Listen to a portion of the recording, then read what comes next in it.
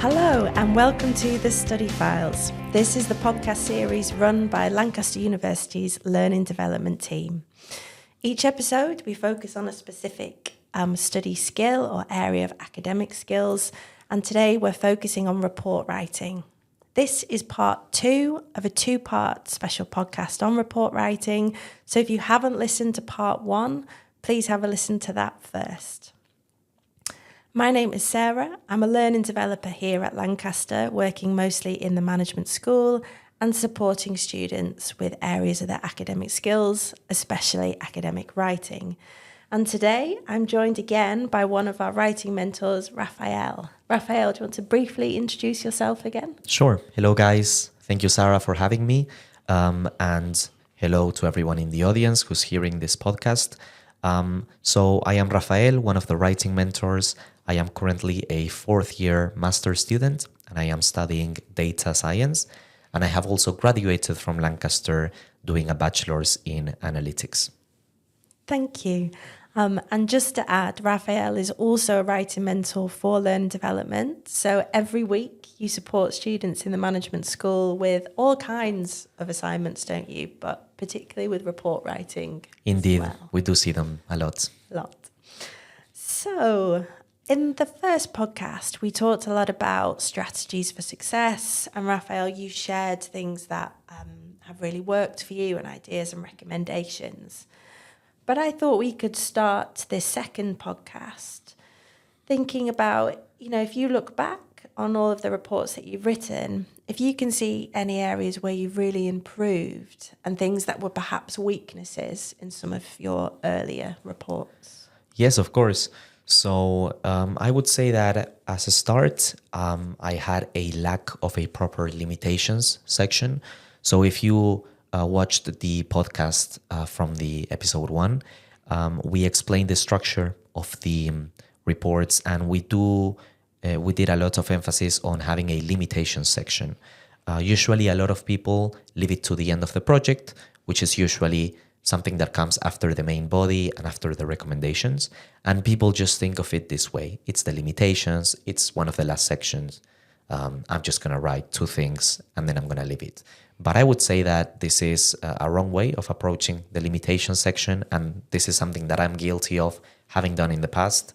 I would say that you do need to make every single section of the report count. And having a limitation section explaining that you acknowledge the fact that you have certain limitations to your project shows the examiner that you are able to critically reflect upon your experience. So I would say that it's very important. You mentioned that. Yeah, and I would just add that, sometimes we support students who are either writing reports or sometimes we see it with dissertations as well, I think, who are reluctant to write about limitations because they think it's going to expose weaknesses in either their whole report or how they've written it. And they're worried that this is going to make something apparent that someone wouldn't have noticed before. Or that, if they're fighting the word limit, that it feels like they're adding something negative about their work. But I think, as you said, it's a real opportunity to demonstrate how you can critically review and analyze your own approach. Definitely, yeah. A lot of people think that as well, that if they have a limitations, they are just saying that the report could have been better, but it isn't. So it's important to have that. As well, moving on from the limitations, I would say that another error that I have committed in the past is to be too descriptive. And I think that this is an issue that I see in the writing zone quite a lot, and I have been having that problem in the past as well. So what's an example of being too descriptive? Usually when people present numbers, and they say that a number increased or decreased, but they just say, as you can see here, the number decreased from last year, and then they stop the paragraph. But it's actually where the most marks of your report, they will be when you explain why did numbers decrease, why did they increase, or for example, when you are writing about what methodology you plan to use, usually people just describe what the methodology does. the teacher already knows what the methodology does, but they want to see why are you using that methodology. Always asking your question throughout the report of why am I doing this? Why am I saying this? I think that's something that can help you be more critical and actually argument and explain why you're doing something. Yeah, thank you for sharing those, Rafael. And interesting to hear how you've grown as a report writer there, I think. And I mean, what you just said there very much resonates with, well, a particular insight from literature that I think I can bring in here. So this is from a book called Essentials of Assessment Report Writing by someone called Lichtenberger from 2004. And they talked about how sometimes report writers focus too much on that presentation of data and not dedicating time to saying what that data means, particularly what it means to the target audience of the report. Yeah, so who it's been written for. And that relates back to something you said in podcast 1 about really understanding the brief. Yeah, so taking the time to understand what you've been asked to do and who that report is aimed at. And sometimes that's quite apparent if something is labelled as a client or company report, that's clearer. Other times it's perhaps not so clear as to exactly who you're writing for.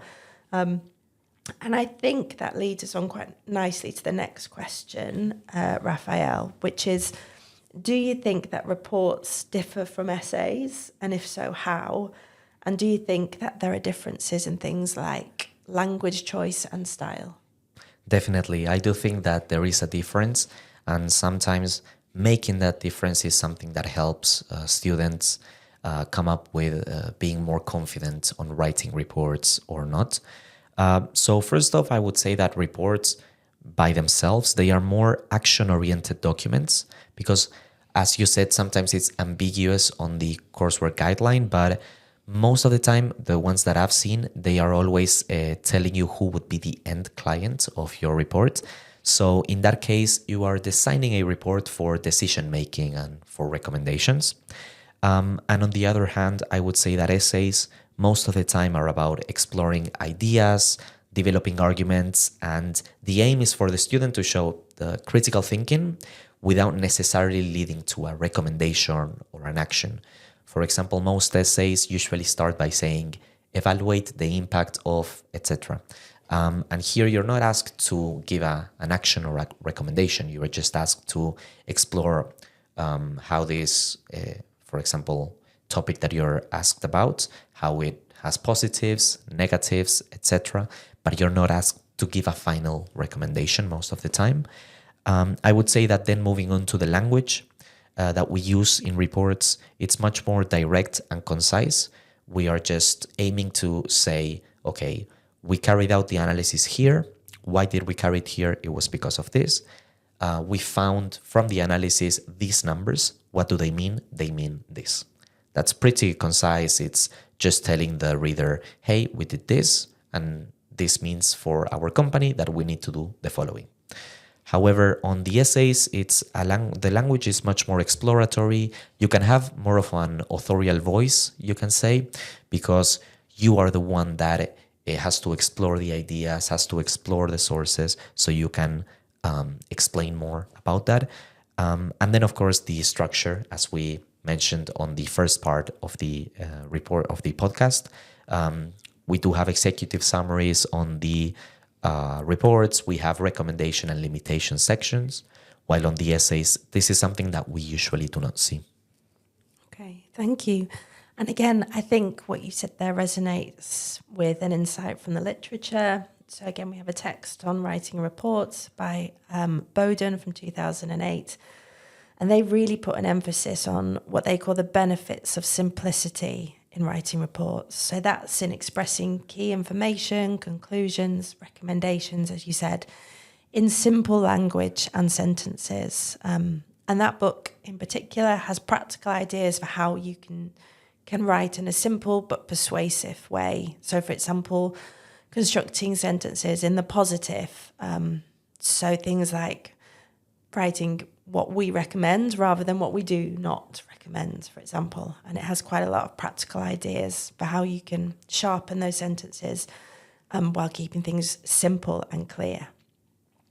I just wonder, Rafael, you touched on recommendations there. Do you have any thoughts about how you write a really kind of punchy, effective recommendation? Sure. So usually I would have my own section for recommendations, and then I would say, from what we explored on the report so far, we can see that, for example, usually sales in June for a beer company, for example, they increase quite a lot here in England. And then you could say this was explored before because it's usually because of the summer weather, people go out, they consume more. And then your recommendation could be, based on this, the company could increase their stock or their supply to be ready for that increased demand. For example, that's very briefly, of course, what I would say. Great. Yeah. So again, concise. Yeah. Evidence-based as well there. So drawing together what you present in the report to kind of frame the recommendation, and then specific and applicable. Yeah. Definitely. So it's something that the target audience, the client, can actually put into practice. Of course, yeah.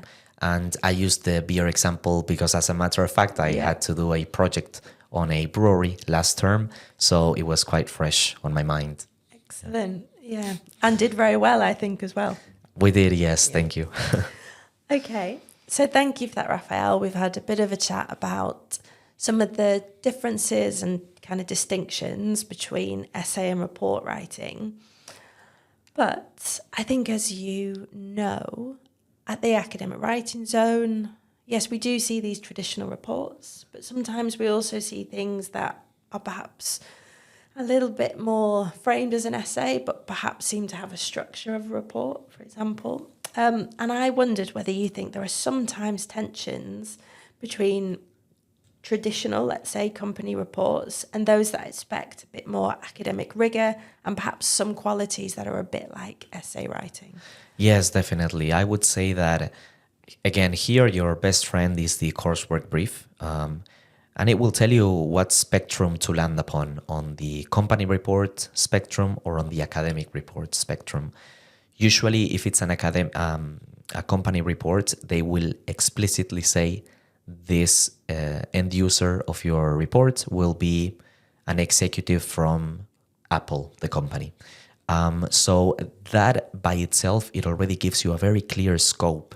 You're only doing your analysis for Apple, the company, and for all of that. So here you can prioritize actionable insights over theoretical depth. So they don't really care much about why you used a certain methodology. They just want to see if it works, what you did. Page limits, usually companies will not tell you, hey, we just want this in 10 pages, but they will expect you to make it really brief because they will prefer to be efficient and read over it really quickly. And then, of course, on the other hand, for the academic reports, usually they are much more extensive. They want you to talk a lot about literature. So all of the sources that you have looked into, if you read a lot of academic journals before writing your report, usually they like to see that you cite them because it shows that you looked into other literature before doing the report. The citation standards are much more rigorous in an academic report. They want you to use Harvard referencing, for example, and they want you to adequately, let's say, cite the literature that you are getting all of this information from, while a company, on the other hand, they don't really care much about what literature specifically you got a certain methodology from. And finally, as for the page limits on academic reports, I would say that here they are really explicit on how many pages they want you to put in. And usually if you go over this limit, you might risk of losing marks.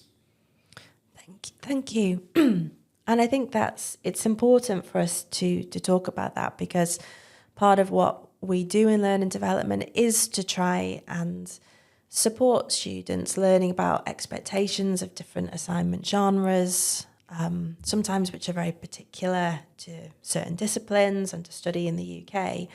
And I hope in these two podcasts we have talked about features of reports and kind of talked about some of the differences with essays.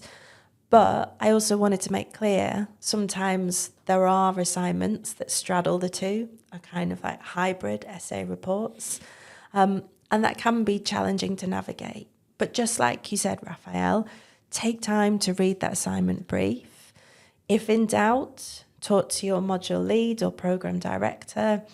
And often, those people, they would like to support you, but it might be that they're quite happy for you to choose a structure to develop your own sections, so long as it's done with purpose and reasoning. So yes, we have traditional reports and we have essays, but we also have a bit of a grey area in between as well. Yeah. So moving on to one of our last questions, Rafael. I often get asked by students about appendices. And I thought, do you have any experience of these, and how do you decide what to include? Yeah. I would say that appendices are really tricky because most of the time students as well have a hard time on knowing, should I include this image on the appendix or on my main body? I always have a rule of thumb, and I would say that if it's something that is critical for your analysis, if it's a graph that you need to show that is critical for your analysis, please include it on the main body. However, if it's something that is very, very, let's say, broad or perhaps something that is not something very critical to your analysis that you're making on the main body, then I would just place it on the appendix. Usually good candidates for the appendix can be raw data sets, detailed calculations, or extended tables. So things that might interrupt the flow of the report. Exactly. Because they're pretty big. Yeah, size. definitely. Yeah. And also most reports, as you said, Sarah, last episode, they mainly have a page limit. It's not a word limit. So it's really tricky because if you include a lot of images, perhaps one image can already remove 10 sentences worth of space on your report. And that is quite a lot of information that you can include. So definitely I would be very cautious with what I put on the appendix. Also, a lot of students usually think that the appendix is just like a warehouse where they can throw everything. Bit of a dumping ground. Definitely, yeah. So it's very tricky. I would say that, think of it this way. The appendix is the place where, when the lecturer is reviewing your report, and if they say, where did this student get this data from? Or how did they get it from? They can go and look at this evidence in the appendix. And then, of course, finally, and of course, I think it's quite important to keep in mind that you want to format the appendix correctly. So if you include figures, at least just put, this is figure, 10, and then just put a title on it. If you're including graphs, make them look neat. For example, label the axis, give it a title, etc. So again, it's the appendix. Maybe it's not going to have a massive impact on your grade, but every little aspect that you can add upon will help you get a better grade on your report. Great. So yeah, just a reminder there that anything in the appendix still has to have the same kind of attention paid to it in terms of titles, references, etc. Yeah. Yeah. I would just add to that sometimes students ask me, let's say if they've used a framework or model to analyse something in a report, and that model is quite readily available, whether they should include a full representation of that in the appendix.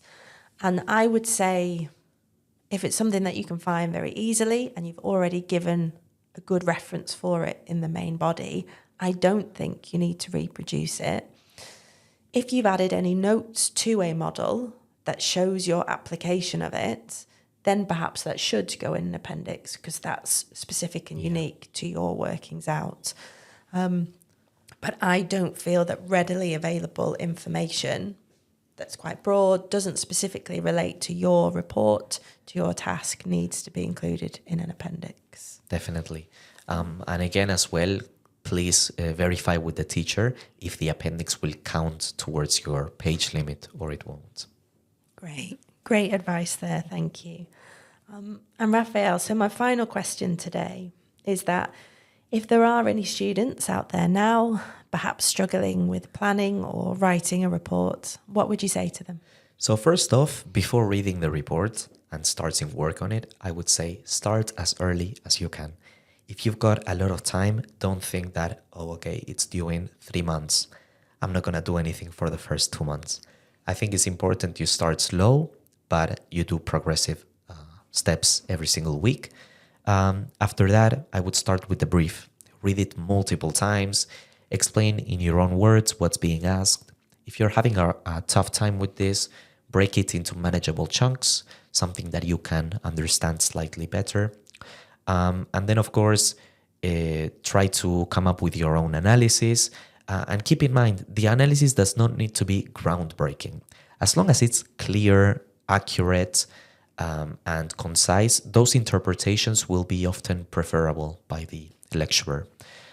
Also, this is not sponsored, by the way, but if you want to seek feedback early, you can come to the academic writing zone, or you can also ask the supervisor if they are happy to do so, or any friends. I would say not friends from your course, but friends from outside your course, because if they can understand what you wrote, that's a really good sign for you. So focus on clarity over the complexity of your report. If the reader understands your findings, I would say you've done a really good job. Thank you very much. And thanks for sharing so many insights and of your experiences there, Rafael. So just like Rafael said, if you are writing a report and would like help, you can request an appointment with a faculty writing mentor, just like Rafael. They can go over a plan or draft with you. They can also look at a submitted report, which you've got feedback on, and talk about that. And we really do aim to provide friendly and informed feedback for you to move forward. So thank you for listening today, and please do look out for more podcasts from the Study Files. Thank you. Thank you, guys. Bye.